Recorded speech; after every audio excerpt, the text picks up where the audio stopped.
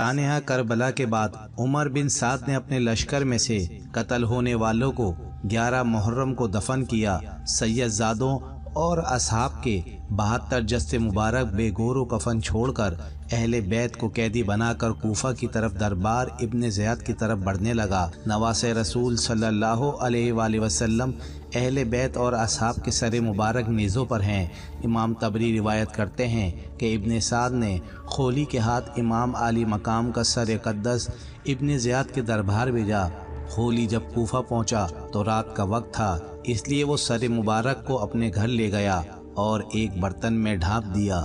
سر مبارک کو دیکھ کر اس کی بیوی نوار سخت ناراض ہوئی کہ یہ تم نے کیا ظلم کر دیا ہے۔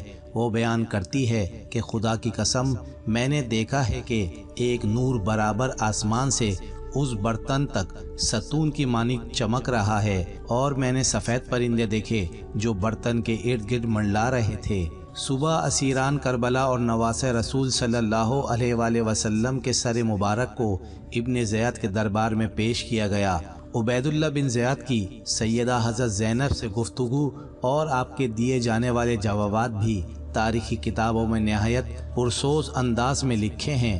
حضرت زینب اور عبید اللہ کی باہمی گفتگو دربار میں موجود حاضرین پر نہایت اثر انداز ہوئی۔ کوفے میں ہونے والے دلخراش واقعات میں سے ایک واقعہ یہ ہے، عبید اللہ کے پاس جب سید شہداء حضرت امام حسین کا سر پیش ہوا تو اس نے اپنے ہاتھ میں موجود چھڑی کے ساتھ آپ کے ہونٹوں اور دانتوں کی بے حرمتی کی، تو دربار میں موجود صحابی رسول خدا زینب بن ارقم رضی اللہ تعالی عنہ یہ گستاخی دیکھ کر رونے لگے اور کہنے لگے، اس چھڑی کو ان ہونٹوں سے اٹھا لو۔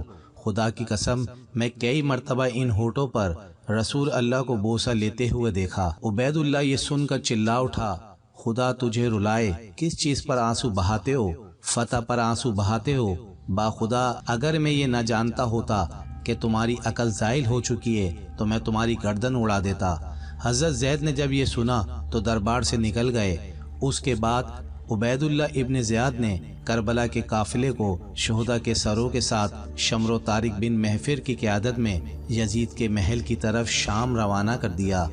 تاریخ گواہ ہے کہ شام میں جب قافلہ پہنچا تو وہاں جشن کا سماں تھا۔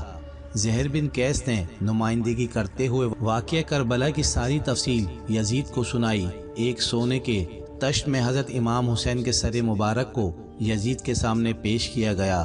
یزید نے جب نواسۂ رسول صلی اللہ علیہ وآلہ وسلم کے سر مبارک کی توہین کی تو وہاں موجود حاضرین نے اعتراض کیا، جس میں قابل ذکر یحییٰ بن حکم اور صحابی رسول حضرت ابو برزہ اسلمی تھے، جن کو یزید نے اپنے محل سے نکال دیا۔ اس کے بعد دختر سیدہ کائنات حضرت زینب نے ایک تاریخی ساز خطبہ یزید کے دربار میں دیا، جس سے وہاں موجود لوگوں کے دل لرز اٹھے۔ یزید جب پیشمان ہوا تو اس نے قافلے کو آزاد کرتے ہوئے مدینے بھیج دیا۔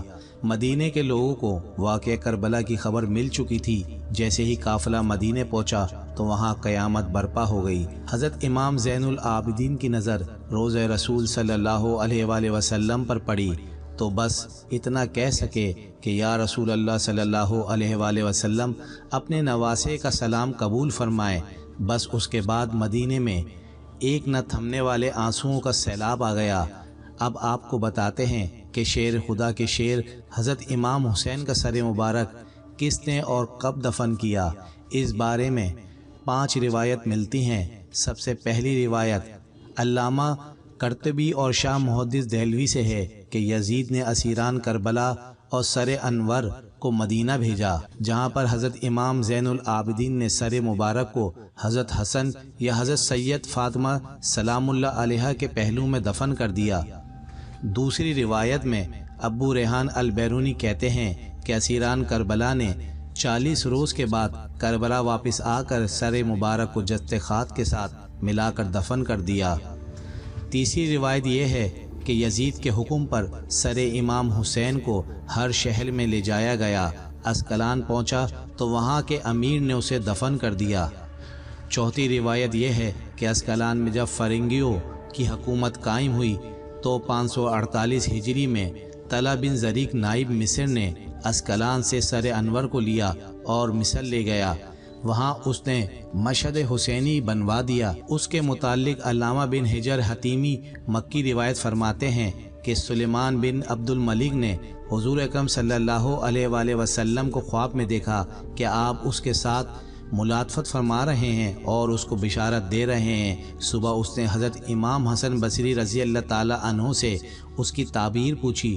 انہوں نے فرمایا شاید تو نے حضور اکرم صلی اللہ علیہ وآلہ وسلم کی آل کے ساتھ کوئی بھلائی کی ہے۔ اس ہاں مجھے یہ بات یاد ہے، میں نے نواسۂ رسول حضرت حسین کے سر مبارک کو خزانہ یزید میں دیکھا تو میں نے ان کو 5 کپڑوں کا کفن پہنایا اور میں نے اپنے ساتھیوں کے ساتھ اس پر نماز جنازہ پڑھی اور انہیں قبر میں دفن کر دیا۔ تو حسن بصری نے اس سے فرمایا یہی وجہ ہے کہ رسول اکرم صلی اللہ علیہ وآلہ وسلم نے تجھ سے اظہار رضامندی فرمایا ہے، یعنی یہی تیرا کلام حضور اکرم صلی اللہ علیہ وآلہ وسلم کی رضامندی کا سبب ہوا ہے۔ سلیمان عبد الملک کے بعد اس کے جانشین عمر بن عبد العزیز نے سر مبارک کو نکالا اور کربلا جا کر خود جسد مبارک کے ساتھ دفن کر دیا۔